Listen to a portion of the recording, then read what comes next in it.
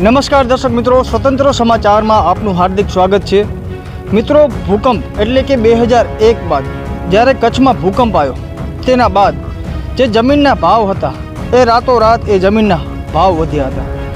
જમીનના ભાવ વધવાની સાથે જ લોકોમાં એક જાતની લાલચ આવી હતી। લાલચ કેવા પ્રકારની એ હું તમને સમજાવું।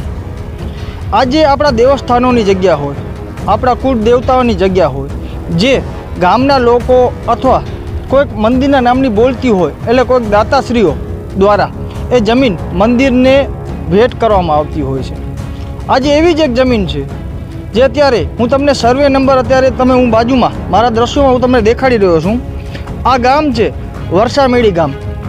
વરસામેડી ગામમાં વેલ્સપન કંપની આવી ત્યારબાદ જમીનોના ભાવ ઓચિંતાના ખૂબ ઝડપે દિવસ અને રાત વધ્યા। જે રીતે દિવસ અને રાત જમીનના ભાવ વધ્યા એ જ રીતે લોકોની લાલચ પણ વધી। હું તમને જે દ્રશ્યો દેખાડવા માગું છું એ બાજુના સર્વે નંબર છે, સર્વે નંબર વરસામેડીના 515।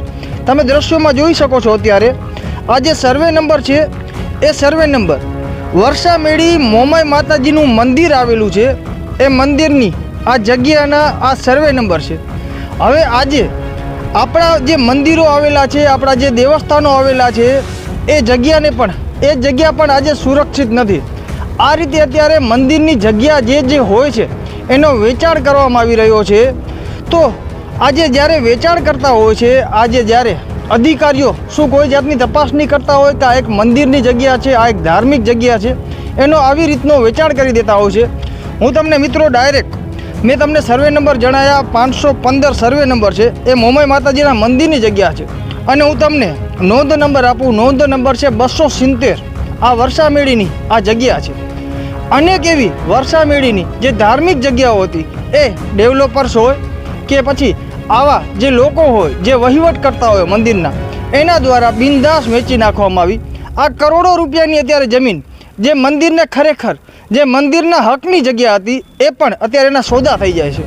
મને તો એ બાબત ધ્યાન નથી આવતી કે લોકોમાં અત્યારે એવી કેવી લાલચ આવી ગઈ છે કે આવી રીતે ધાર્મિક જગ્યા એ લોકો વેચી રહ્યા છે। ત્યારે ચેરિટી કમિશનર હોય, ગામના તલાટી હોય, મામલતદાર હોય, એ શું કારણથી આ બધી બાબતની તપાસ નથી કરતા કે પછી ગમે તેણે વેચ્યું અને વહીવટ કરતા વેચ્યું અને મેં ખરીદી લીધું।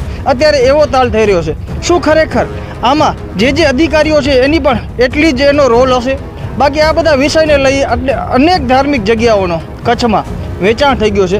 આ બધા વિષયને લઈ તમે શું કર્યા છો કમેન્ટ દ્વારા જરૂરથી જણાવજો।